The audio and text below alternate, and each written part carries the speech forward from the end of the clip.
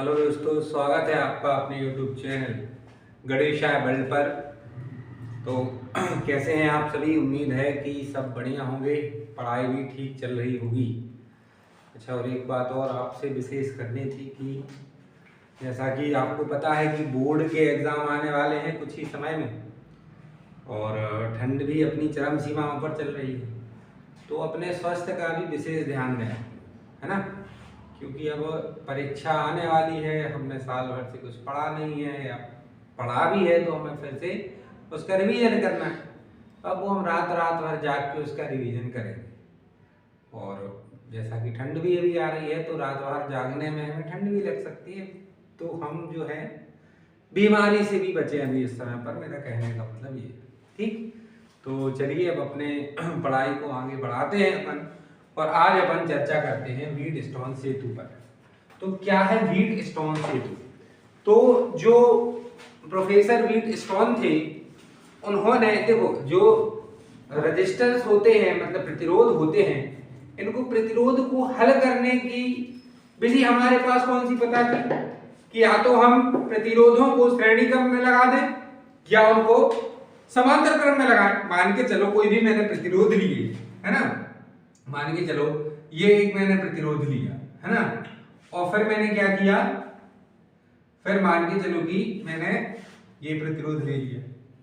अब जैसे इन प्रतिरोधों के बीच में मुझे क्या निकालना है, इनका रेजिस्टेंस R निकालना है। तो वो हम कैसे निकालते थे कि इनको श्रेणी क्रम में निकाल दो, इसका श्रेणी क्रम में निकाल दो, इन दोनों का श्रेणी क्रम में निकाल दो, फिर इनका कैसे निकाल दो, इनका समांतर क्रम में निकाल दो तीनों का, तो हमें उनका प्रतिरोध मिल जाता था। लेकिन एक प्रोफेसर आए, प्रोफेसर व्हीटस्टोन, उन्होंने 5 जो रेजिस्टेंस थे, जो प्रतिरोध थे, उनको एक ऐसे क्रम में व्यवस्थित किया जिनको हम समांतर और श्रेणी क्रम से हल नहीं कर सकते। देखिए हमारे पास कोई 5 प्रतिरोध है, P, Q, R, S और बीच में लगा है G, ठीक है। अब मान के चलो ये दोनों श्रेणी क्रम, ये दोनों श्रेणी क्रम, इन दोनों को और इन दोनों को तो आप पहले श्रेणी क्रम से और फिर समांतर क्रम से हल कर सकते हैं। लेकिन इस बीच के प्रतिरोध का क्या करोगे, इसको कैसे हल करोगे?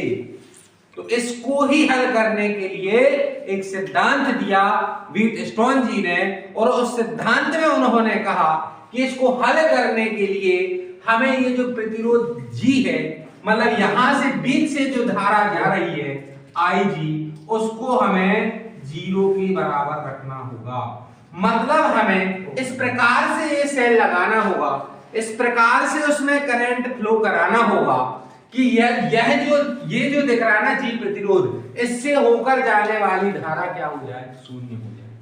और यदि इससे होकर जाने वाली धारा शून्य हो जाएगी तो बाकी के जो प्रतिरोध है P, Q, R, S, तो जो इनका अनुपात होगा वो बराबर होगा, मतलब P अपॉन Q बराबर होगा R अपॉन S की। इस सिद्धांत पर जो है मेरा व्हीटस्टोन सेतु का यह सिद्धांत क्लियर हुआ, आया समझ में? तो अब हम क्या करते हैं, अब हम इसको प्रूफ करते हैं, है ना। अब क्या कर सकते हैं, हम इसकी उत्पत्ति करते हैं। तो उत्पत्ति करने के लिए हम किसका सहारा लेंगे? उत्पत्ति करने के लिए हम किरचॉफ जी के नियम का सहारा लेते हैं। तो सबसे पहले हम देखते हैं कि परिपथ, सबसे पहले हम क्या करते हैं, सबसे पहले हम परिपथ, बंद परिपथ, है ना, किरचॉफ के नियम कहाँ लगता है, दूसरा नियम बंद परिपथ। तो परिपथ A B D में किरचॉफ के नियम से, किरचॉफ के नियम से यदि हम परिपथ ABD में किरचॉफ का दूसरा नियम लगाएं तो याद होगा, यदि हम इसमें कैसा स्टार्ट करें जाना, क्लॉकवाइज जाना स्टार्ट करें। यदि हम इसमें क्लॉकवाइज जाएंगे तो क्या होगा, I1P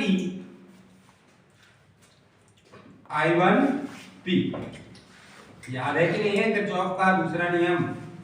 यदि नहीं है तो एक बार पुरानी वाली वीडियो आपको दिख रही होगी नीचे कहीं, तो उसको जरूर आप चैनल पर जाके इसके पहले वाली वीडियो को सर्च करें, किरचॉफ का नियम, जो कि बहुत ही इंपॉर्टेंट वीडियो थी, उसको आप जरूर देखें, ठीक है। तो I1P, ठीक है ना, क्यों प्लस ने क्यों लिया? क्योंकि जो हमारे धारा की दिशा है हम भी उसी दिशा में जा रहे हैं। और I1G कैसे, IGG जल्दी से बताओ कैसा आएगा? पॉजिटिव आएगा नेगेटिव आएगा? बिल्कुल सही, कैसा आएगा? पॉजिटिव आएगा। ठीक है, क्योंकि यहां भी हम क्या कर रहे हैं? धारा की दिशा में ही जा रहे हैं। तो यहां क्या आ गया? IGG। ठीक है ना। अब तीसरा कौन सा प्रतिरोध है हमारा? तीसरा प्रतिरोध है Q। कौन सा है? Q।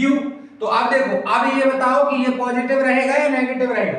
जो प्रतिरोध Q है, जो धारा I2 है, ये धनात्मक रहेंगे कि ऋणात्मक? कैसे रहेंगे? जल्दी बताओ कैसे रहेंगे? अरे ऋणात्मक रहेंगे, क्योंकि करंट जा रहा है, धारा जा रही है इस साइड, और हम कैसे जा रहे हैं? क्लॉकवाइज, मतलब हम जा रहे हैं इस साइड। तो देखो हम धारा के विपरीत जा रहे हैं, नहीं जा रहे? तो यहां हम क्या लेंगे? यहां हम जो I2G दिख रहा है वो नेगेटिव लेंगे, ठीक। और बराबर में क्या लेंगे? अब बराबर में हम लेते हैं जहां पर पोटेंशियल, मतलब जहां पर जो धारा है वो, सॉरी जहां पर जो विभव है वो बढ़ रहा है, वो लेते हैं। तो यहां तो कोई सेल लगा ही नहीं है। कहां पर? A B D में। तो बराबर क्या आ जाएगा? 0 आ जाएगा। क्लियर है ना। अब हमें क्योंकि IGG क्या लेना है? 0, तो ये आ गया 0। तो I1P माइनस I2Q बराबर आ गया 0। तो I1P बराबर आ गया I2Q, और इसको हमने क्या नाम दे दिया? समीकरण नंबर हमारा 1। अब देखो तुम परिपथ, अच्छा परिपथ जो BCD है, इसमें हम थोड़ी सी चर्चा करते हैं। यहां से जाने वाला करंट मैंने I1 माइनस IG क्यों लिया?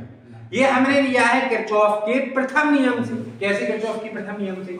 मान के चलो ये एक संधि है, यहां से इस संधि पर करंट कौन सा आ रहा है?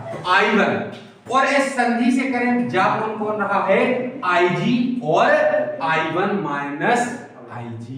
आप समझना, संधि की तरफ जाने वाला करंट I1, संधि से बाहर जाने वाले करंट मतलब IG plus I1 minus IG के बराबर होता है।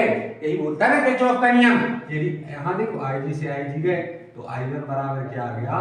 I1 आ गया। किरचॉफ का प्रथम नियम का पालन हुआ या नहीं हुआ? तो यदि यहाँ I1 करंट आ रहा है और यहाँ से IG करंट जा रहा है, तो यहाँ से कितना करंट जाएगा? कितनी धारा जाएगी? यहाँ से धारा जाएगी I1 माइनस IG। ये समझ में आया? मैंने यहाँ I1 माइनस IG क्यों लिया? क्योंकि यदि इस संधि B पर कितना करंट जा रहा है? I1, और यहाँ से कितना करंट निकल रहा है? IG, तो इस परिपथ, इस लाइन से, इस तार से कितना करंट निकलेगा? I1 minus IG, I1 minus IG। आई बात समझ में? बिल्कुल IG। ठीक। अब यदि हम संधि D की बात करें, तो यहां से इस संधि पर करंट आ रहा है I2, और यहां से करंट आ रहा है IG। ये दोनों करंट कहां आ रहे हैं? संधि की तरफ आ रहे हैं। तो संधि से जाने वाला करंट कौन सा होगा? I2 plus IG। समझ में आया? यदि इस संधि D पर यहां से करंट आ रहा है I2, यहां से करंट आ रहा है IG, ये दोनों आ रहे हैं, तो जाने वाला करंट कितना होगा? जाने वाला करंट होगा I2 प्लस IG। तो ये हम करंट लेंगे I2 प्लस IG, और ये हम करंट लेंगे I1 माइनस IG। आई बात समझ में? बिल्कुल आई हो गया यहाँ। ठीक। तो अब हम देखते हैं परिपथ, अब देखते हैं हम परिपथ BDC में। किसमें? BDC में क्या लगाते हैं? किरचॉफ का नियम लगाते हैं। परिपथ BDC में किरचॉफ के नियम से। ठीक है, चलो अब BDC में यदि हम देखें, इसमें हम कैसे जाएं? इसमें भी हम घड़ी की दिशा में जाते हैं, क्लॉकवाइज। यदि घड़ी की दिशा में जाते हैं तो ये कैसा आएगा? पॉजिटिव आएगा। मतलब कि यहां पर I1 माइनस IG और इनटू में R, और फिर ये तो विपरीत दिशा में, ये कैसी दिशा में है? विपरीत दिशा में है। ये तो ये नेगेटिव आएगा, यहाँ धन नहीं लगेगा, यहाँ क्या लग जाएगा? ऋण लग जाएगा, क्योंकि देखो ये करंट जा रहा है इस दिशा में और हम आ रहे हैं इस दिशा में, इस दिशा में, इस दिशा में। ठीक है, तो ये क्या आ जाएगा?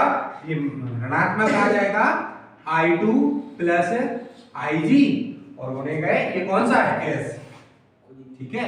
और कुछ है क्या, बिल्कुल ये भी है, ये प्रतिरोध भी है अपने पास। कैसे जा रहे हैं हम, घड़ी की दिशा में जा रहे हैं। कैसे जा रहे हैं, घड़ी की दिशा में। और करंट कैसे आ रहा है, नीचे की साइड आ रहा है, ये भी ऋणात्मक जाएगा, माइनस IG और गुणे में G बराबर, यहाँ भी कोई पोटेंशियल नहीं लगा है, यहाँ भी कोई भी विभव विभवांतर नहीं लगा है, तो ये भी किसके बराबर आ गया, ये भी आ गया बराबर G।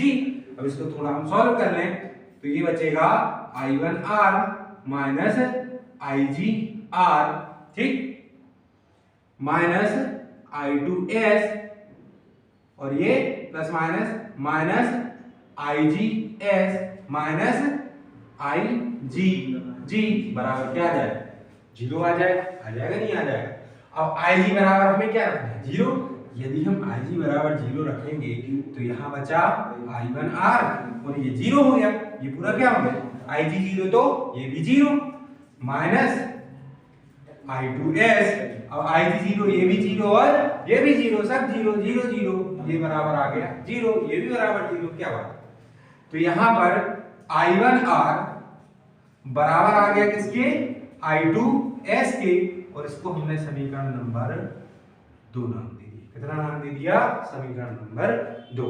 अब हम क्या करते हैं, समीकरण 1 भागे समीकरण 2 से, यदि हम समीकरण 1 और 2 का भाग दे दें तो यहाँ पर I1P बटे में I1R बराबर आ जाएगा I2Q बटे में I2S। I1 से I1 ये कैंसिल, तो ये आ गया P बटे में R, Q बटे में S, ये हो गया हमारा सिद्ध, ठीक है ना। यहाँ पर Q है, कोई बात नहीं, इसका पक्षांतर कर लो, Q को नीचे ले आओ, तो P बटे में Q बराबर आ गया R बटे में S। हो गया भैया प्रूफ, हो गया, इतनी सिद्धांत लिख दो साथ में, ठीक। तो ये क्या हो गया, अपना प्रूफ हो गया भैया कि P बटे Q बराबर R बटे S। इसी सिद्धांत पर जो है जो 5 हमने रेजिस्टेंस लिए हैं, 5 प्रतिरोध लिए हैं, उनको इसी सिद्धांत पर हम क्या कर सकते हैं, हल कर सकते हैं। मोस्ट इंपॉर्टेंट है ये भी हिस्सा, है ना, ये भी आपको एग्जाम में देखने मिल सकता है। और ये किस सिद्धांत पर एक और काम करता है, तो ये किससे हल होता है, ये किरचॉफ के नियम से हल होता है, और इस सिद्धांत पर ये काम करता है। क्लियर है, इस प्रकार से ये चैप्टर भी होता है समाप्त इस टॉपिक के साथ, ठीक है। चलिए अब अपन आगे देखते हैं।